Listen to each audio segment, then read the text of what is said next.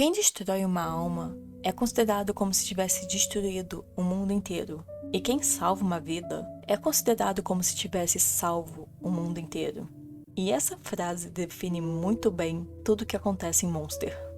Ok, essa é uma obra que eu tenho muito carinho, e ela foi escrita e ilustrada por Naoki Urasawa. Eu amo o trabalho dele, mas uma opinião impopular. Eu gosto bem mais do trabalho musical dele, e queria que ele investisse mais nisso.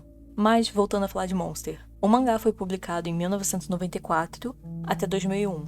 E é normal que obras assim envelheçam mal. Só que isso não aconteceu aqui. Na verdade, essa narrativa se encaixa muito bem nos dias atuais. Por cima, esse é um drama policial muito bem escrito que acompanha a jornada do médico Tema, que no passado optou por salvar a vida de uma criança. Uma escolha que parecia certa, porém anos depois ele acaba descobrindo que esse garoto se tornou um perigoso serial killer. E esse é o tema principal da obra, a forma como o destino age, como ele é completamente imprevisível e você não tem nenhum controle das suas ações.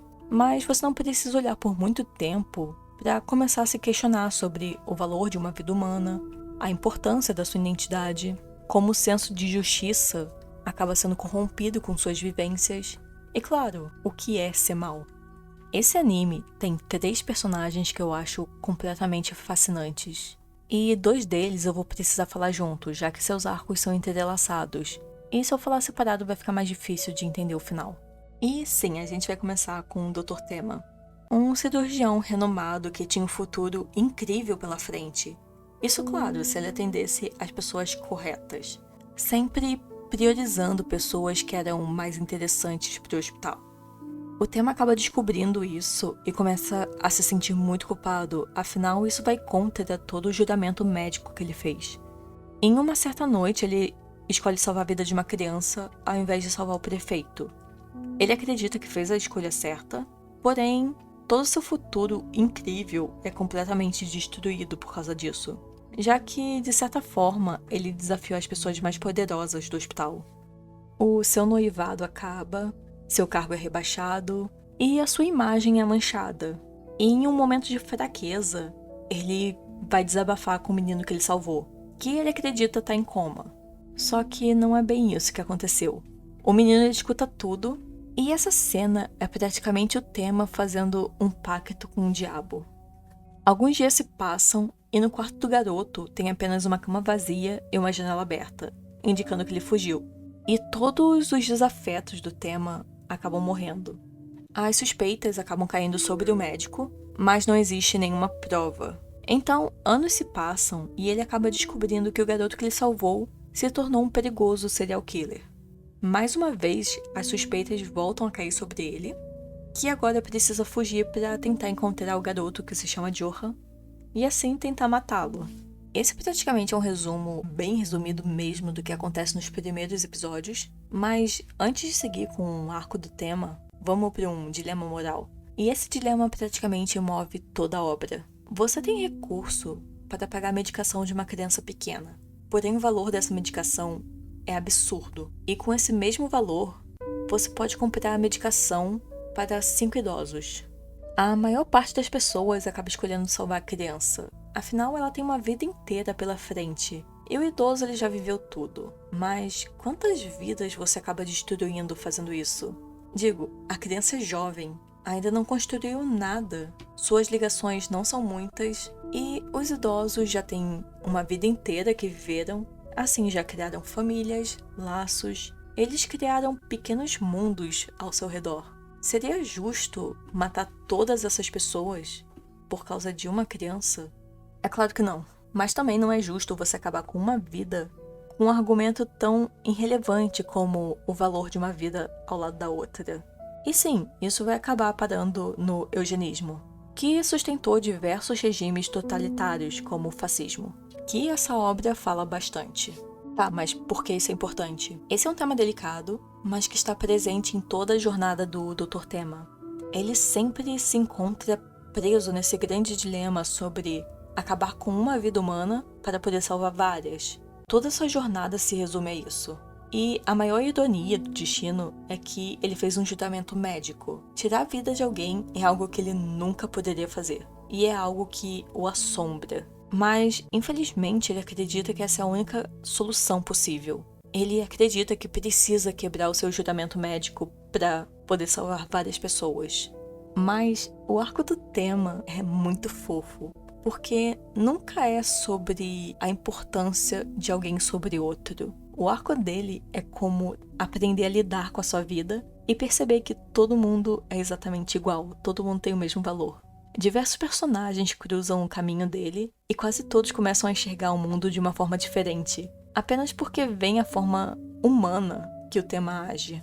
Um bom exemplo disso é o episódio que ele vai treinar para atirar com um ex-veterano de guerra, Hugo. O homem é completamente assombrado pelo seu passado. Para ele, a sua vida não tem nenhum significado, já que ele cometeu diversos crimes.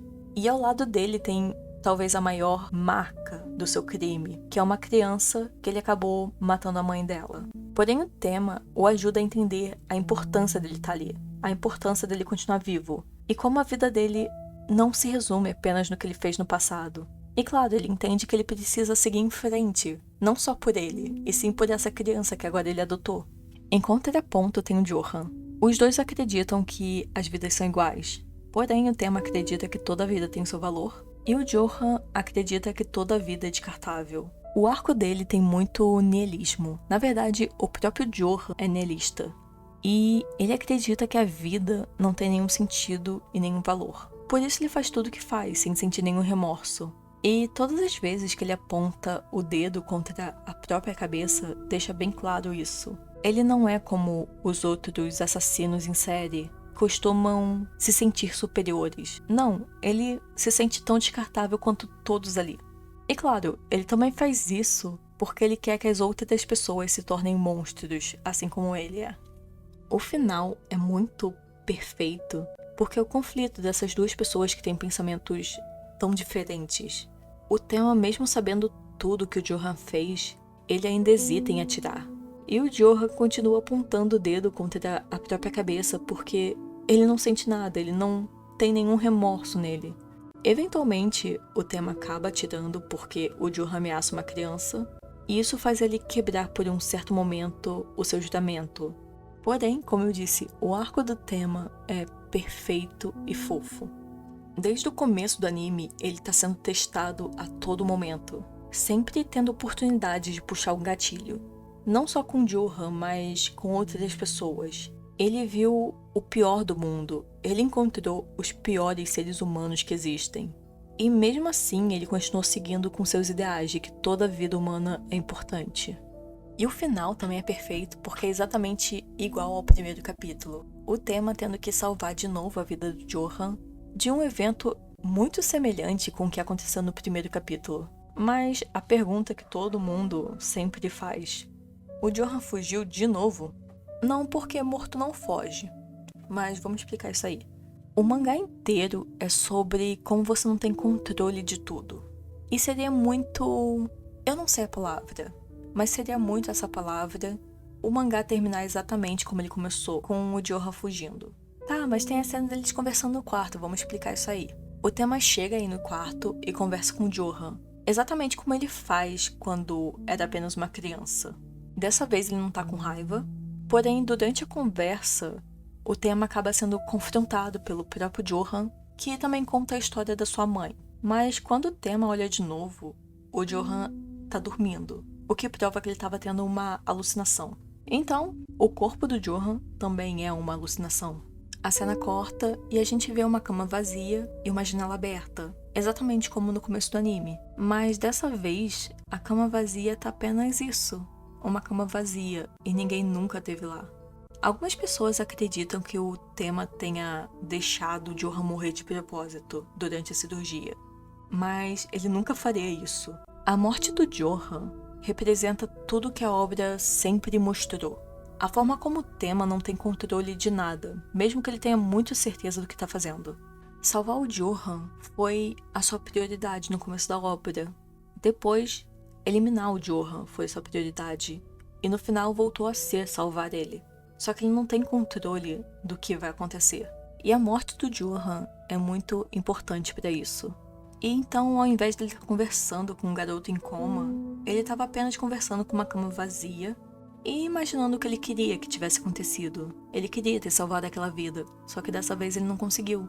Ele apenas falhou. Tá, mas agora é hora de falar da melhor personagem dessa obra, Eva, que eu carinhosamente chamo ela de Paula Bracho. Mas por onde começar a falar da Eva? Todo o arco de personagem dessa mulher é uma grande montanha-russa bem construída e perfeita. Uma mulher que sempre teve certeza da sua vida e de repente se vê completamente perdida. Acaba sofrendo as consequências de todas as suas ações e termina colocando fogo num jardim de mimosa. Pra mim é nesse momento que nasceu o feminismo. Odiar a Eva é muito fácil, mas infelizmente ela é a melhor personagem dessa obra. Ela representa a mudança de papéis. Ela rejeita a posição de uma mulher dócil e do lar. Ela não enxerga os homens como salvadores. Ela vê eles como objetos. Um objeto simples e barato que ela pode substituir a cada 5 minutos se for necessário. Ela sabe que ela é superior a eles. Assim, ela tem a sua própria identidade, mas ela ainda é uma vilã. Afinal, a bondade é glorificada. E é muito mais fácil você se conectar com uma personagem que não trata os outros como meros objetos.